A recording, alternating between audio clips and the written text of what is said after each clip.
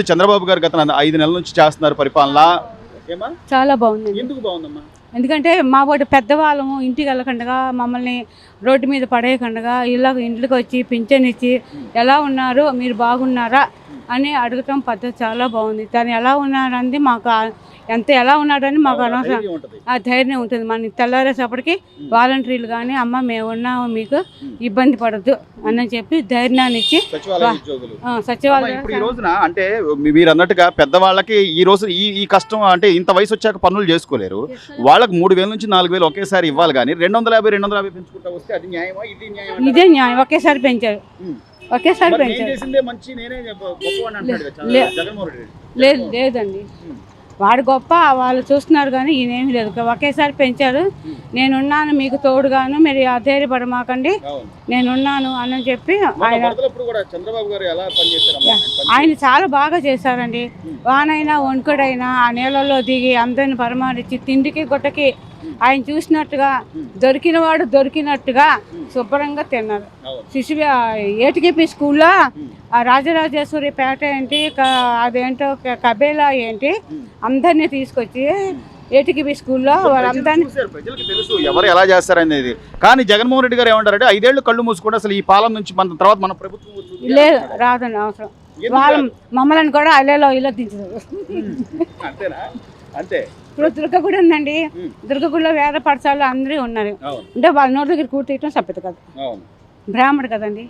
నేనున్నాను అన్ని అని అంటే వారి దగ్గర కూడా నువ్వు తీసేసి రాజకీయం అంటే కులాలు చూడకూడదు, మతాలు చూడకూడదు, ప్రాంతాలు చూడకూడదు, ఇవన్నీ వదిలేసి నేను ఒక కులాన్ని సమర్థిస్తానంటే ఎంతవరకు సమంజసం? అది సమ్మతం కదా. నేనున్నాను అని చెప్పి చంద్రబాబు నాయుడు గారు మటుకు ఆయన చాలా బాగా చేస్తున్నాడు. ఈ ప్రభుత్వం బాగానే ఉందంట. అప్పుడు ఇంకా అంత ముందే అండి నాకు ఒక విషయం చూస్తున్నా, మన ఇళ్లలోనే ఆడపిల్లలకి అన్యాయం చేస్తుంటే రోడ్డు మీద ఉంటున్నాం. వాళ్ళ రోజున నా పరిస్థితే చూడండి. నాకు మొగుడు లేడు, పిల్లలు లేరు, చూసేవాళ్ళు లేరు. ఒక ఆవిడ దగ్గర తలకాయ దాచుకుంటూ ఆవిడ పంచిచ్చి నా పంచలో ఉంటూ ఆవిడ పనులన్నీ చేసి ఆ పింఛన్ డబ్బులకి మందులకి వాటికి ఒక 1000 రూపాయలు అద్దె పెట్టుకుని ఫ్రీ బానే ఉంది. తిండికి గుడ్డకి లోటు లేదండి. నా పొట్ట తిప్పల కోసం నేను చేస్తున్నాను. సాటి మాది ఆ ఊరే కనుక మన వాళ్ళు ఇంత కష్టంలో ఉన్నారు అని చెప్పి చంద్రబాబు నాయుడు చూస్తుంటే చాలా సంవత్సరం. అంతకుముందే పండగ సరుకులన్నీ ఇచ్చేవాడు కానీ మళ్ళీ ఇస్తామని చెప్పి చెబుతున్నారు. అది గ్యారంటీ. అంటే చంద్రబాబు గారు ఏం చెప్పారంటే పెద్దవాళ్ళ పెన్షన్లు పెంచుతా ఉన్నారు, వికలాంగుల పెన్షన్లు పెంచుతా ఉన్నారు. ఆయన చెప్పినట్టుగానే చేశాడు. 3,000 నుంచి 4,000, 3,000 నుంచి 6,000. సో తర్వాత ఈ గ్యాస్ 3 సిలిండర్లు ఇస్తా అన్నాడు. ఒక్కొక్కటి చేసుకుంటా వస్తున్నాడు. ఆయన చెప్పినట్టు అన్నీ చేయగలరంటారా? 100కి 120% చేయగలడు కానీ కొద్దిగా టైం పట్టింది. కానీ ఆ టైం పట్టేదాకా వీళ్ళు అపోజిషన్ వాళ్ళు ఎప్పుడెప్పుడు రాళ్ళు అయినా రెడీగా ఉంటారు, చూస్తున్నారు. కానీ ఆయన వచ్చేటప్పటికి 12,50,000 కోట్లు అప్పులో ఉంది రాష్ట్రం. ఇవన్నీ అధిగమించి సంక్షేమం చెయ్యాలంటే ఒక 2 సంవత్సరాలు రావాలి. 2 సంవత్సరాలు పెట్టింది. ఒక సాధారణ వ్యక్తిగా ఇంత తెలిసిన మీరు అంటే గత 5 ఏళ్ల పరిపాలనలో జరిగిన విధ్వంసం కానివ్వండి, లేకపోతే అప్పులు కానివ్వండి, ఆస్తులు అమ్మేయడం కానివ్వండి, ఇంత చేసినా కూడా ఇంకా నేనే వస్తాను 5 ఏళ్ళు కళ్ళు మూసుకోండి అంటున్నాడంటే ప్రజలు అంటే పిచ్చోళ్ళ లేకపోతే వాళ్ళకి తెలియదా? ఇప్పుడు ఒక్కసారి చూడమన్నారు. అందరం చూసాం, ఒకసారి చూసాం. ఈ ఒక్కసారి 5 సంవత్సరాలు చూసిన దానికి ప్రజలకు కానీ, సామాన్య మానవులకు కానీ, ఆటో డ్రైవర్లకు కానీ, ఒక ఎంప్లాయ్మెంట్లకు కానీ ఏ విధంగా అణిచివేశారో రాష్ట్ర ప్రజలందరూ చూశారు. ఇప్పుడు ఇలా అతని గురించి ఏదన్నా మాట్లాడితే ఎమ్మట కేసు ఫైల్ చేస్తారు, లోపలేస్తారు, ఆపేస్తారు. అది ఇప్పుడున్న గవర్నమెంట్లో మటుకు ఏదైనా స్వేచ్ఛగా మాట్లాడవచ్చు. ఇప్పుడు వాళ్ళు ఏమంటున్నారు, మీకు ఏదైనా ఇబ్బంది ఉంటే డైరెక్ట్గా మాట్లాడండి, పార్టీ ఆఫీస్కి రండి, మాట్లాడండి, సాల్వ్ చేసుకోండి అన్నారు. నేను అనుకునేది 2029లో కూడా తెలుగుదేశం గవర్నమెంట్ మళ్ళీ ఫామ్ అయింది. ఇప్పుడు మీరు అన్నట్టుగా ఒక ఛాన్స్ ఇవ్వమన్నాడు, అప్పుడు ఇచ్చారు. 151 సీట్లు ఇచ్చారు.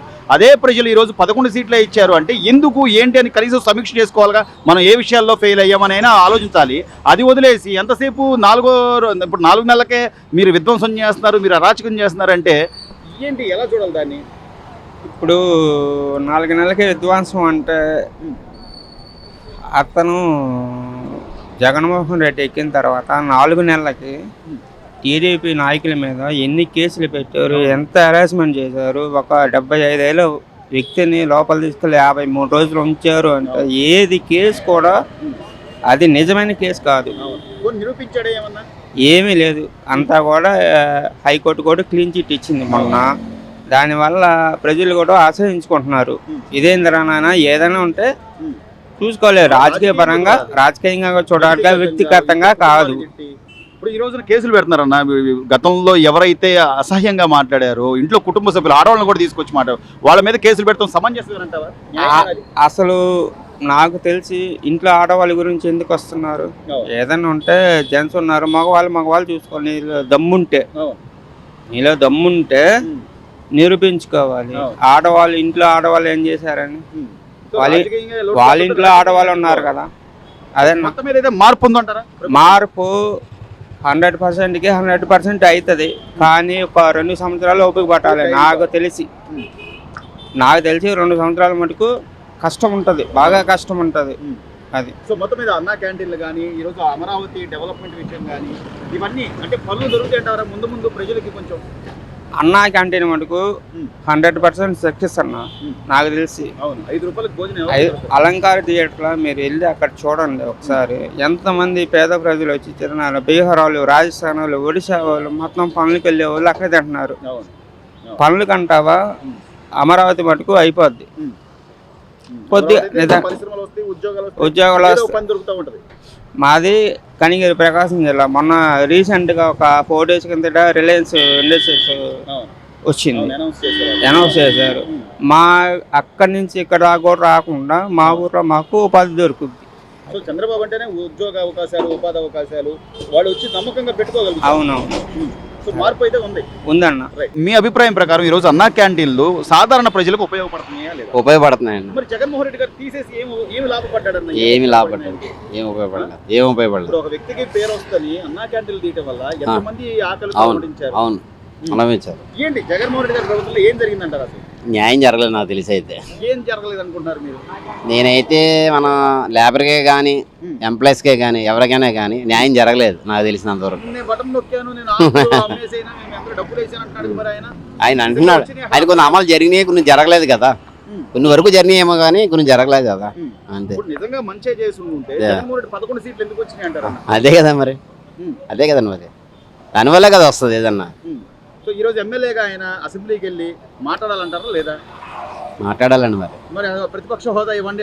ప్రతిపక్ష హోదా అడుగుతున్నాడు, అసలు వెళ్తలేదు కదా ఆయన, అక్కడికి వెళ్తలేదు కదా. ఎంతవరకు న్యాయం? అంతే కదా, గెలిపించారు. అవును, మీ కాన్స్టిట్యున్సీలో ప్రజలు గెలిపించారు, అవును, వాళ్ళకైనా న్యాయం చేయాలి, న్యాయం చేయాలి. మరి ఆయన ఏ ఉద్దేశంతో ఆగిపోతున్నా తెలుస్తలేదు. గతంలో ఎలా గెలిపించారన్న? 150 సీట్లు ఎందుకు వచ్చినాయి అంటావు? పోనీ జగన్ గారు అసలు ఒక్కసారి చూద్దామన్న టైంలో అందరూ చూశారు కానీ అంతా ఇదైంది కదా, మారిపోయింది కదా మొత్తం. ఏదో న్యాయం చేస్తాడు అందరికీ, ప్రజలకు ఉపయోగపడతానని ఉద్దేశంతో అందరూ చేశారు. అది మరి ఋషికొండ మీద ఆయన 500 పెట్టి కట్టుకున్న ఇల్లు ఇంటి దగ్గర సుమారు 13 కోట్లతో ఆ గ్రిల్స్ ఏర్పాటు చేసుకున్నారు. ఎంత డబ్బు? ప్రజల డబ్బే కదండి మరి, మొత్తం ప్రజలదే. మరి ఇంత తెలిసి కళ్ళ ముందు కనపడుతున్నా కూడా లేదు, మీరు కళ్ళు మూసుకోండి, 5 ఏళ్లలో నేను వస్తాను మళ్ళీ అంటున్నాడు. ఎలా వస్తుంది? కష్టం అది నాకు తెలిసి అయితే కష్టం. ప్రజలు నమ్మరంటారు. మళ్ళీ టీడీపీ వస్తుంది నాకు తెలిసి. ఎందుకు అంత నమ్మకంగా చెప్తున్నారు? ఆయన అమలు పరుస్తున్నాడు కదా, చెప్పిందల్లా వాగ్దానం చేస్తున్నాడు. ఇంకా పైన ఇంకా జరిగే విషయంలో కూడా చెయ్యొచ్చు, కాదు కొద్దిగా టైం పడుతుంది నాకు తెలిసి టైం అయితే పడుతుంది. ఎందుకు అంటే గతంలో జరిగిన కొన్ని అవకతవకలు ఇవన్నీ, పరిశ్రమలు రావాలి, ఉద్యోగాలు రావాలి, డబ్బులు జనరేట్ అవ్వాలి, ఇవన్నీ చేయగలరంటారా? చేస్తారు అంటే ఒక్కసారి చేయలేరు, నిదానంగా చేస్తాడు ఆయన. అమలు చేస్తానని చేస్తాడు కంపల్సరీ, ఆ నమ్మకం అయితే మాకుంది.